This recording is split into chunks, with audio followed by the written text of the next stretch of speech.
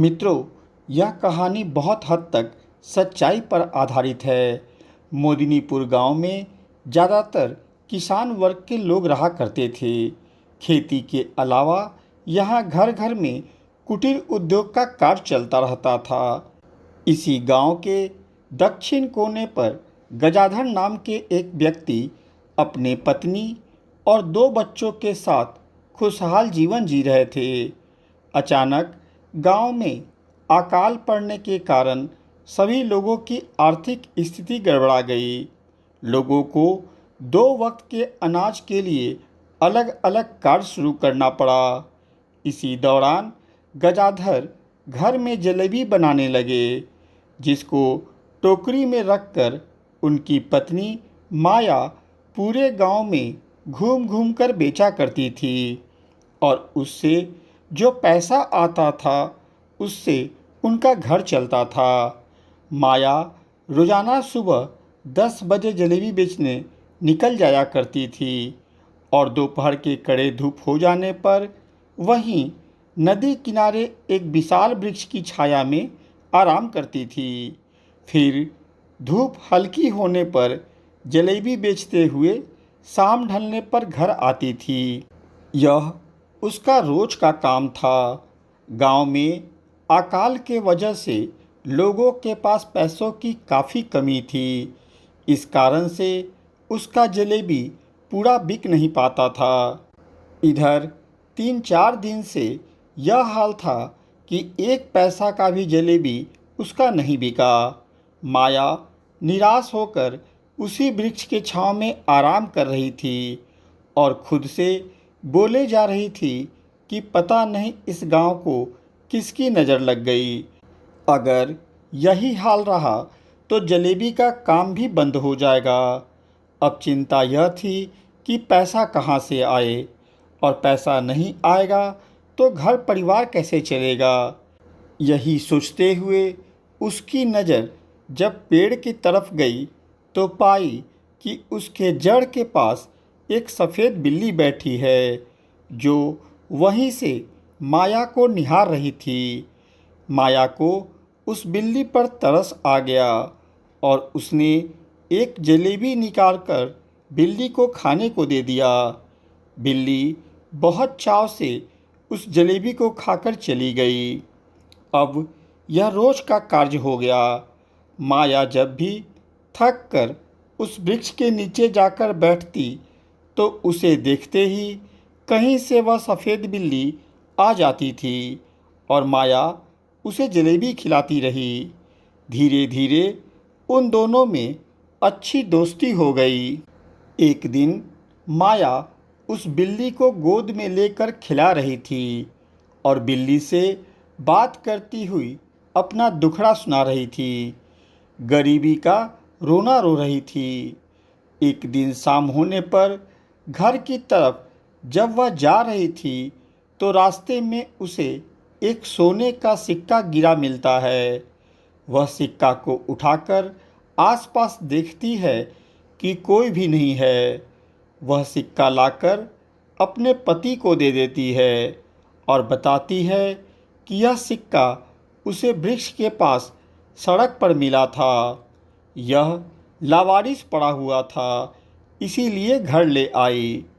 पति को काफ़ी आश्चर्य हुआ कि इस अकाल पड़े गांव में सोने का सिक्का किसके पास हो सकता है। खैर, गजाधर शहर जाकर उस सिक्का को बेच आते हैं। सिक्का बिकने के बाद गजाधर और माया की आर्थिक स्थिति कुछ ठीक हो जाती है।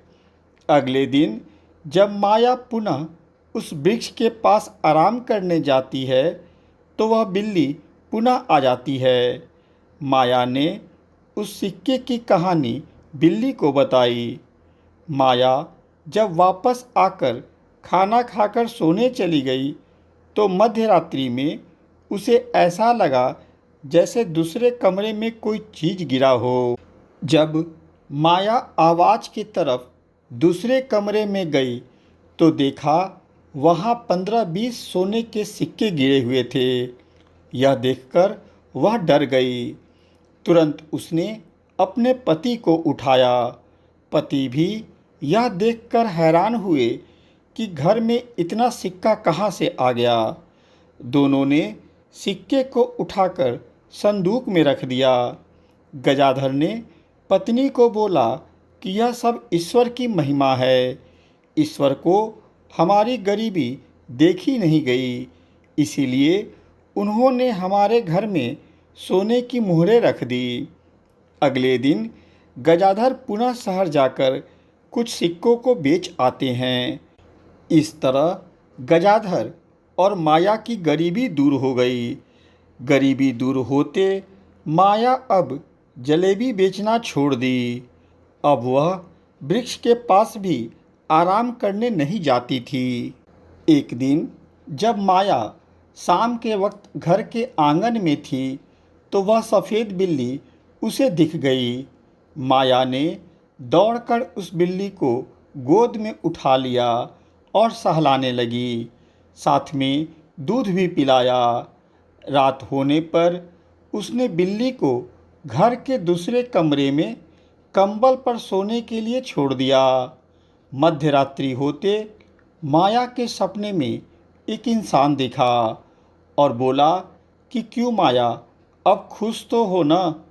तुम्हारी गरीबी तो दूर हो गई, लेकिन एक शिकायत है कि गरीबी दूर होते तुम मुझे भूल गई। मैं जब तुम्हें पहली बार देखा था तो मुझे तुमसे प्यार हो गया था। मैंने उसी दिन तुम्हें अपनी पत्नी बनाने को ठान लिया था। मैं जानबूझकर बिल्ली के रूप में तुम्हारे पास आकर तुम्हारे प्यार को महसूस करता था। तुम महीनों से मेरी पत्नी के रूप में रह रही हो। मैं रोज़ाना तुमसे रात में मिलने आता हूँ। इतना सुनते माया घबराकर उठ जाती है। जैसे ही वह उठती है तो देखती है सामने एक इंसान खड़ा है। वह डर जाती है। उसके मुंह से आवाज़ नहीं निकलती है। वह इंसान माया को समझाता है कि जो तुम आज सुख भोग रही हो, तुम्हारे बच्चे अच्छे से रह रहे हैं, वह सब मेरा ही दिया हुआ है। इसीलिए अपने पति और बच्चों के खुशी के लिए तुम मुझे अपने पति के रूप में स्वीकार कर लो। जब तक मैं तुम्हारे पति के रूप में रहूँगा, तुम्हें जीवन में किसी चीज़ की कमी नहीं होगी। वास्तव में मैं एक जिन्न हूँ। मैं सिर्फ तुम्हें ही दिख पाऊँगा। तुम्हारे पति और बच्चे मुझे देख नहीं सकते। जिन्न की बातों में माया आ गई। वह जिन्न को अपना पति स्वीकार कर लेती है। यह सब माया के लालच के कारण हुआ। अब वह जिन्न हमेशा माया के इर्द गिर्द घूमता रहता था। माया जो कहती थी वह उसे लाकर देता था। धीरे धीरे माया का लगाव अपने पति से कम हो गया। वह जिन्न को ही अपना पूर्ण पति मानने लगी। वह नदी किनारे अकेली जाती और जिन्न को बुलाकर घंटों उसके साथ प्रेम भरी बातें किया करती थी।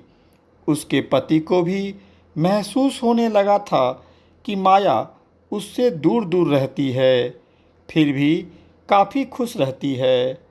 अब दोनों के बीच झगड़ा भी रोज़ होने लगा था।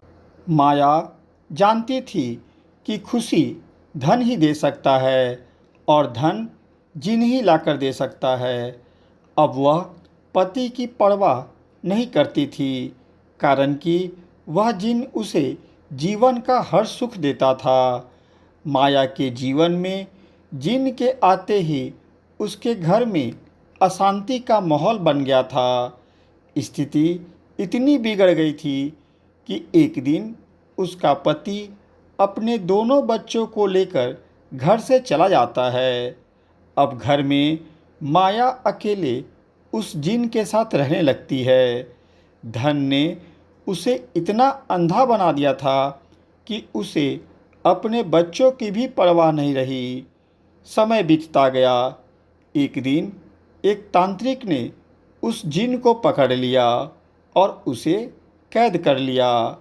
इधर माया बेचैन रहने लगी कि आह्वान करने पर भी वह जिन उसके पास नहीं आ रहा है। वह बिल्कुल अकेली हो गई। जिन के जाते ही माया की स्थिति भी खराब होने लगी। उसके धन बेवजह इधर उधर खर्च होने लगे। माया बीमार भी रहने लगी। उसकी देखरेख करने वाला अब कोई नहीं रहा। इस तरह जब संकट का समय आया तो माया को अपना पति और बच्चे याद आने लगे, परंतु अब उसके पास आने को कोई तैयार नहीं था। समय के साथ माया धीरे धीरे गरीबी की तरफ बढ़ने लगी। उसका सारा धन धीरे धीरे खत्म हो गया। माया इतनी बीमार हो गई कि अब वह बिछावन से उठ नहीं पाती थी। उसे अपने गलती का एहसास हो चुका था कि उसका लोभी स्वभाव उसे विपत्ति में डाल दिया है। एक दिन माया जब सुबह जगी तो देखा कि उसके पति और बच्चे दरवाजे पर खड़े हैं। उन्हें देखकर माया ज़ोर ज़ोर से रोने लगती है। पति ने समझाया कि चिंता नहीं करो, तुम्हारी यह हालत तुम्हारे लोभी स्वभाव के कारण हुआ है। अब तो तुम्हें सबक मिल गया होगा कि गलत गलत ही होता है। क्षणिक सुख के लिए कभी भी गलत रास्ते पर नहीं चलना चाहिए। अब हम सब आ गए हैं। हम लोग फिर से मेहनत कर सुखी जीवन जिएंगे। 2 रोटी ही खाएंगे परंतु खुशी से रहेंगे। गजाधर की बातों को माया ने स्वीकार कर लिया और सभी खुशी खुशी पुनः रहने लगे। मित्रों, यह कहानी एक सीख देती है कि लालच में आकर कभी भी गलत रास्ते को जीवन में नहीं अपनाएं, या कोई मुफ्त में किसी चीज़ को दे रहा है तो कभी स्वीकार नहीं करें। उन सब के पीछे कहीं न कहीं कुछ गड़बड़ अवश्य होता है। मित्रों, मेरे द्वारा प्रेषित यह कहानी आपको अच्छी लगी हो तो कृपया मेरे चैनल को लाइक, सब्सक्राइब और शेयर अवश्य कर दें। धन्यवाद।